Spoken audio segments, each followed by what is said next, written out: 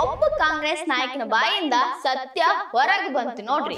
ಅಭಿವೃದ್ಧಿಗಂತ ರೊಕ್ಕ ಕೊಡಕ್ ಆಗವಲ್ತು ಅಂತ ಅಸಹಾಯಕತೆಯಿಂದ ತೋಡಿ ರಾಗ ಹಾಡ್ಯಾರ. I'm sorry to say I'm not able to invest every month 500 crores.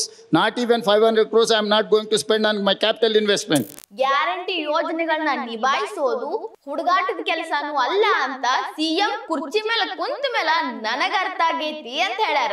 मगर कुर्सी में बैठने के बाद असली रूप हमें पता लग गया. ಈ ಗ್ಯಾರಂಟಿ ಯೋಜನೆಗಳ ಬಗ್ಗೆ ರಾಷ್ಟ್ರ ಮಟ್ಟದಾಗ ಚರ್ಚೆ ಆಗಬೇಕು ಅಂತ ತಮ್ಮ ಅಳಲನ್ನ ತೋಡ್ಕೊಂಡಾರು. ಗ್ಯಾರಂಟಿ ಯೋಜನೆಗಳಿಗೆ ದುಡ್ಡು ಹೊಂದಿಸ್ಕೊಂಡು ಅಭಿವೃದ್ಧಿಗೂ ದುಡ್ಡು ಕೊಡಬೇಕು ಅಂದ್ರೆ ಎಲ್ಲಿದ್ ಕೊಡ್ಲಿ ಅಂತ ಕೇಳ್ಯಾರ. ಮಹಾರಾಷ್ಟ್ರ ಕರ್ನಾಟಕ ಎಲ್ಲಾನು ಗ್ಯಾರಂಟಿ ಗ್ಯಾರಂಟಿ ಗ್ಯಾರಂಟಿ ಅಂತ ಬಡ್ಕೊಳಕತ್ತಾವ. ಗ್ಯಾರಂಟಿ ಅನ್ನೋದು ಚುನಾವಣೆ ಗೆಲ್ಲಾಕಂತಿರೋ ಒಂದು ಅಸ್ತ್ರ ಐತಿ, ಅದನ್ನ ಬಿಟ್ಟ ಬೇರೇನೂ ಇಲ್ಲ. ನಮ್ಮ ಸಿದ್ದರಾಮಯ್ಯ ಸಾಹೇಬ್ರು ಎದಿ ತಟ್ಕೊಂಡು ತಮ್ಮ ಬೆನ್ನನ್ನ ತಾವೇ ತಟ್ಕೊಂಡು ನಾನು ಸಕ್ಸಸ್ಫುಲ್ ಆಗಿ ಗ್ಯಾರಂಟಿಗಳನ್ನ ಒದಗಿಸಾಕತ್ತೀನಿ ಅಂತ ಬೀಗಾಕತ್ತಾರ. ನಮಸ್ಕಾರ ರೀ. ಅಂತೂ ಇಂತೂ ಒಬ್ಬ ಕಾಂಗ್ರೆಸ್ ನಾಯಕನ ಬಾಯಿಂದ ಸತ್ಯ ಹೊರಗೆ ಬಂತು ನೋಡ್ರಿ. ಗ್ಯಾರಂಟಿ ಯೋಜನೆಗಳನ್ನ ನಿಭಾಯಿಸೋದು ಸಣ್ಣ ಕೆಲಸ ಅಲ್ಲ, ಹುಡುಗಾಟದ ಕೆಲಸನೂ ಅಲ್ಲ ಅಂತ ಸಿಎಂ ಕುರ್ಚಿ ಮೇಲೆ ಕುಂತ ಮೇಲೆ ನನಗ ಅರ್ಥ ಆಗೈತಿ ಅಂತ ಹೇಳ್ಯಾರ. ಹಿಂಗೆ ಹೇಳ್ದವ್ರು ಬೇರೆ ಯಾರು ಅಲ್ರಿ, ತೆಲಂಗಾಣ ಸಿಎಂ ರೇವಂತ್ ರೆಡ್ಡಿ ಅವರು. मेरा state income is 18,500 crores per month.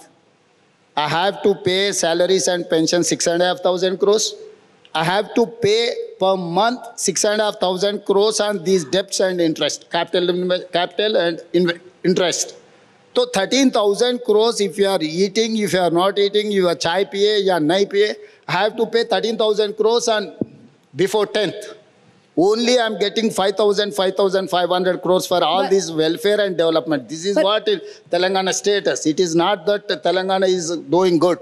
मगर कुर्सी में बैठने के बाद असली रूप हमें पता लग गया. Come on, yes. Chief Minister is telling us that you realized only after you became Chief Minister that you can't pay for your guarantees. But you admit, Mr. Reddy, fiscally it's not prudent.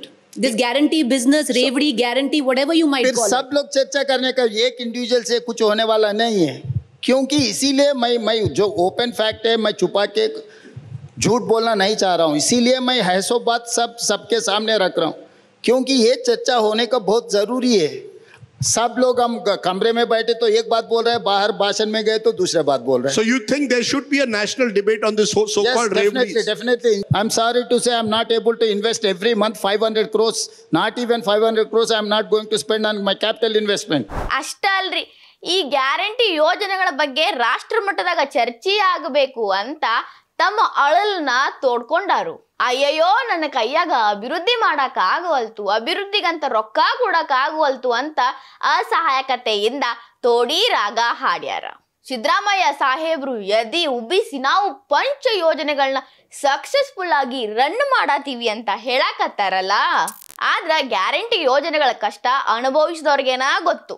ಈಗ ನೀವು ಕರ್ನಾಟಕ ಕಾಂಗ್ರೆಸ್ನ ಪ್ರತಿಯೊಬ್ಬ ಶಾಸಕನ ಮಾತಾಡ್ಸ್ರಿ, ಸಚಿವರನ್ನ ಮಾತಾಡ್ಸ್ರಿ, ಅವ್ರು ಹೇಳ್ತಾರ ಅಯ್ಯೋ ನಮ್ಮ ಕ್ಷೇತ್ರಗಳಿಗೆ ನಮಗ್ ಹೋಗಿ ಮುಖ ತೋರ್ಸಕ್ ಆಗವಲ್ತು, ಅಲ್ಲಿ ಒಂದು ಅಭಿವೃದ್ಧಿ ಕೆಲಸ ಮಾಡಕ್ ಆಗವಲ್ತು, ಅವ್ರಿಗೆ ನಾವು ಹೆಂಗ್ ಮುಖ ತೋರ್ಸೋನು, ನಮಗ್ ಅನುದಾನನ ಕೊಟ್ಟಿಲ್ಲ, ರೊಕ್ಕನ ಕೊಟ್ಟಿಲ್ಲ, ನಾವೇನ್ ಹಾಳ್ ಮನೆ ಅಭಿವೃದ್ಧಿ ಮಾಡೋನು ಅಂತ ತಮ್ಮ ಬಾಯಿ ಬಡ್ಕೊಳಕತ್ತಾರ. ಈ ಸಲದ ಬಜೆಟ್ ಒಳಗ 8,000 ಕೋಟಿ ಕ್ಷೇತ್ರಗಳ ಅಭಿವೃದ್ಧಿಗೆ ಅಂತ ಇಟ್ಟಾರ. ಅದು ಪೇಪರ್ ಮೇಲೆ ಅಷ್ಟ, ಅದ್ ಎಷ್ಟರ ಮಟ್ಟಿಗೆ ನಿಜವಾಗ್ಲೂ ರೊಕ್ಕ ಕ್ಷೇತ್ರಗಳಿಗೆ ಹೋಗ್ಕೋಯ್ತೋ ಗೊತ್ತಿಲ್ಲ.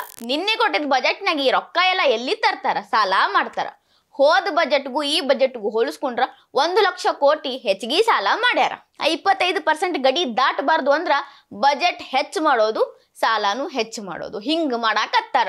ಈ ಸಾಲದ ಇಂಟ್ರೆಸ್ಟ್ ಅದು ಇದು ಇದೆಲ್ಲ ಒಂದ್ ರೀತಿ ತಲೆನೋವಿನ ಕೆಲಸ ಐತಿ. ಇದನ್ನ ರೇವಂತ್ ರೆಡ್ಡಿ ಅವರು ಹೇಳ್ಕೊಂಡಾರ. ರೇವಂತ್ ರೆಡ್ಡಿ ಅವ್ರ ರಾಜ್ಯ ತೆಲಂಗಾಣದ ವರಮಾನ ತಿಂಗಳದ ಎಷ್ಟೈತಪ್ಪ ಅಂದ್ರ 18,000 ಕೋಟಿ ಐತಿ. ಅದ್ರಾಗ ನೌಕರರ ಸಂಬಳ, ಪೆನ್ಷನ್ ಅದೆಲ್ಲಾ ಸೇರಿ 6,500 ಕೋಟಿ ಹೋಗೈತಿ. ಇನ್ನು 6,500 ಕೋಟಿ ಮಾಡಿರೋ ಸಾಲದ ಬಡ್ಡಿಗೆ ಹೋಗೈತಿ. ಒಟ್ನಾಗ ಏನ್ ಮಾಡ್ತಾರೋ ಇಲ್ಲ ಗೊತ್ತಿಲ್ಲ. 10ನೇ ತಾರೀಕೊಳಗ 13,000 ಕೋಟಿ ಎತ್ತಿ ಇಡಾಕ ಬೇಕವ್ರು. ಇದೆಲ್ಲ ಆದ್ಮೇಲೆ 5,000 ಕೋಟಿ ಕೈಯಾಗ ಉಳಿತೈತಿ. ಅದ್ರಾಗ ಗ್ಯಾರಂಟಿ ಯೋಜನೆಗಳಿಗೆ ದುಡ್ಡು ಹೊಂದಿಸ್ಕೊಂಡು ಅಭಿವೃದ್ಧಿಗೂ ದುಡ್ಡು ಕೊಡಬೇಕು ಅಂದ್ರೆ ಎಲ್ಲಿದ್ ಕೊಡ್ಲಿ ಅಂತ ಕೇಳ್ಯಾರ ಅವರು. ಈ ಕಷ್ಟ ಸಿಎಂ ಆದ್ಮೇಲೆ ನನಗೆ ಗೊತ್ತಾಗೈತಂತಾನು ಹೇಳ್ಯಾರ. ಹಿಮಾಚಲ ಪ್ರದೇಶ ಬಿದ್ದು ಒದ್ದಾಡಕತ್ ಬಿಟ್ಟೈತಿ ಸಾಲದಾಗ. ರೊಕ್ಕ ಸಾಕಾಗಲ್ದಕ್ಕಾಗಿ ದೇವ್ರ ಹುಂಡಿಗೂ ಕೈ ಹಾಕಕತ್ತೈತಿ. ಪಂಜಾಬ್, ದೆಹಲಿ, ಮಧ್ಯಪ್ರದೇಶ್, ರಾಜಸ್ಥಾನ್, ಮಹಾರಾಷ್ಟ್ರ ಕರ್ನಾಟಕ ಎಲ್ಲಾನು ಗ್ಯಾರಂಟಿ ಗ್ಯಾರಂಟಿ ಗ್ಯಾರಂಟಿ ಅಂತ ಬಡ್ಕೊಳಕತ್ತಾವ. ಮುಂದ ಇವಕ್ಕೆಲ್ಲಾಕು ಏನಾಗುತ್ತೋ ಏನಾಗಲ್ಲೋ ಗೊತ್ತಿಲ್ಲ. ಸಮಾಜದಾಗ ಹಿಂದುಳಿದ ದೀನ ದಲಿತರನ್ನ ಹಿಂದುಳಿದ ವರ್ಗದವ್ರನ್ನ ಯಾರು ಕಡು ಬಡವ ರೇಖೆ ದಾಟಿ ಮ್ಯಾಲ್ ಬರಾಕಾಗಂಗಿಲ್ಲೋ ಅವ್ರನ್ನ ಅಭಿವೃದ್ಧಿ ಮಾಡಾಕ ಯೋಜನೆಗಳನ್ನ ತರಬೇಕು. ಒಪ್ಕೊಳ್ಳೋ ಮಾತೈತಿ, ಇದು ಕರ್ತವ್ಯ ಕೂಡ ರಾಜಕಾರಣಿಗಳದು, ನಮ್ಮನ್ನ ಆಳವ್ರದು. ಅದನ್ನ ಬಿಟ್ಟು ಈ ಬಿಟ್ಟಿ ಗ್ಯಾರಂಟಿಗಳನ್ನ ಅನುಷ್ಠಾನ ಮಾಡಿ ದೇಶ ಉದ್ಧಾರ ಮಾಡ್ತೀವಿ ಅಭಿವೃದ್ಧಿ ಮಾಡ್ತೀವಿ ಅಂದ್ರ ಯಾವ ರಾಜಕಾರಣಿನೂ ಒಪ್ಪತ್ತಿಲ್ಲ, ಯಾವ ಎಕನಾಮಿಸ್ಟು ಒಪ್ಪತ್ತಿಲ್ಲ. ಯಾಕಂದ್ರೆ ಅದು ಸಾಧ್ಯನಾ ಇಲ್ಲ, ಯಾವತ್ತಿಗೂ ಸಾಧ್ಯ ಇಲ್ಲ. ಗ್ಯಾರಂಟಿ ಅನ್ನೋದು ಚುನಾವಣೆ ಗೆಲ್ಲಾಕಂತಿರೋ ಒಂದು ಅಸ್ತ್ರ ಐತಿ, ಅದನ್ನ ಬಿಟ್ಟು ಬೇರೇನೂ ಇಲ್ಲ. ರೇವಂತ್ ರೆಡ್ಡಿ ಅವ್ರಿಗೆ ಜ್ಞಾನೋದಯ ಆಗಿ ಒಂದು ಸ್ಟೇಜ್ ಮೇಲೆ ಸಾರ್ವಜನಿಕವಾಗಿ ಒಪ್ಕೊಂಡು ಮಾತಾಡೋ ಧೈರ್ಯ ಮಾಡ್ಯಾರ. ಸುಪ್ರೀಂ ಕೋರ್ಟ್ನು ಗ್ಯಾರಂಟಿಗಳ ಬಗ್ಗೆ ತನ್ನ ನಿಲುವನ್ನ ಹೇಳೈತಿ. ಭ್ರಷ್ಟ ಪದ್ಧತಿ ಐತಿ ಇದೊಂದು ಅಂತ ಹೇಳೈತಿ. ರೇವಂತ್ ರೆಡ್ಡಿ ಅವ್ರು ನೋಡಿದ್ರೆ ಇದು ಕಷ್ಟ ಆಯ್ತಪ್ಪ, ಇದನ್ನ ಕಂಡ ಇದನ್ನ ಬಲ್ಲ ಅಂತ ಹೇಳ್ಯಾರ. ಹಿಂಗೆಲ್ಲ ಇಟ್ಕೊಂಡಿದ್ದಾಗ್ಲೂ ನಮ್ಮ ಸಿದ್ದರಾಮಯ್ಯ ಸಾಹೇಬ್ರು ಎದಿ ತಟ್ಕೊಂಡು ತಮ್ಮ ಬೆನ್ನನ್ನ ತಾವೇ ತಟ್ಕೊಂಡು ನಾನು ಸಕ್ಸಸ್ಫುಲ್ ಆಗಿ ಗ್ಯಾರಂಟಿಗಳನ್ನ ಒದಗಿಸಾಕತ್ತೀನಿ ಅಂತ ಬೀಗಾಕತ್ತಾರ. ಈ ಗ್ಯಾರಂಟಿ ಯೋಜನೆಗಳ ದುಷ್ಪರಿಣಾಮವನ್ನ ತಿಳ್ಕೊಂಡು ದುರಂತ ಬಂದು ಎದಿಗೋದಿಯೋ ಮೊದಲು ಎಚ್ಚೆತ್ಕೋಬೇಕು. ಇಲ್ಲಾಂದ್ರೆ ಇದೆಲ್ಲರನ್ನೂ ಸಣ್ಣಂಗಿ ಸುಡ್ತೈತಿ, ದೇಶದ ಆರ್ಥಿಕತೆ ಮೇಲೆ ಹೊರೆ ಆಕೈತಿ. ಇಲ್ಲಿ 2 ಆಪ್ಷನ್ ಅದಾವ ಇದನ್ನ ತಪ್ಪಿಸ್ಕೊಳಕ. ಒಂದು, ಕೋರ್ಟು ನ್ಯಾಯ ನಿರ್ಧಾರ ಮಾಡಬೇಕು. ಈಗ ಅಪೀಲ್ಗಳು ಸಲ್ಲಿಕೆ ಆಗ್ಯಾವ, ಚರ್ಚೆ ನಡೆದೈತಿ, ತೀರ್ಪಿನ ಪೆಂಡಿಂಗ್ ಒಳಗ ಐತಿ. ಇಲ್ಲಾಂದ್ರ ರೇವಂತ್ ರೆಡ್ಡಿ ಅವ್ರು ಹೇಳೋ ಹಂಗ ರಾಷ್ಟ್ರ ಮಟ್ಟದಾಗ ಪಕ್ಷಾತೀತವಾಗಿ ಇದ್ರ ಬಗ್ಗೆ ಚರ್ಚೆ ಆಗಿ ಎಲ್ಲಾರು ಒಂದು ನಿಲುವನ್ನ ತೋರಿಸಿ ಈ ಗ್ಯಾರಂಟಿ ಸ್ಕೀಮ್ಗಳನ್ನ ಬಂದ್ ಮಾಡಬೇಕು. ಇಲ್ಲಾಂದ್ರ ಮುಂದಾಗೋ ಪರಿಸ್ಥಿತಿಗಳಿಗೆ ಯಾರು ಹೊಣೆನೋ ಗೊತ್ತಿಲ್ಲ, ಆದ್ರೆ ಏನಾಕೈತೆ ಅನ್ನೋದು ದೇವ್ರಿಗೆ ಗೊತ್ತು. ಈ ವಿಡಿಯೋ ನಿಮಗೆ ಇಷ್ಟ ಆಗಿದ್ರೆ ಲೈಕ್ ಮಾಡ್ರಿ, ಶೇರ್ ಮಾಡ್ರಿ, ಕಮೆಂಟ್ ಮಾಡ್ರಿ. ಇನ್ನ ಇಂಥ ಹೆಚ್ಚಿನ ವಿಡಿಯೋ ನೋಡಾಕ ಹೊಸ ದಿಗಂತ ಡಿಜಿಟಲ್ ಚಾನೆಲ್ಗೆ ಸಬ್ಸ್ಕ್ರೈಬ್ ಆಗ್ರಿ.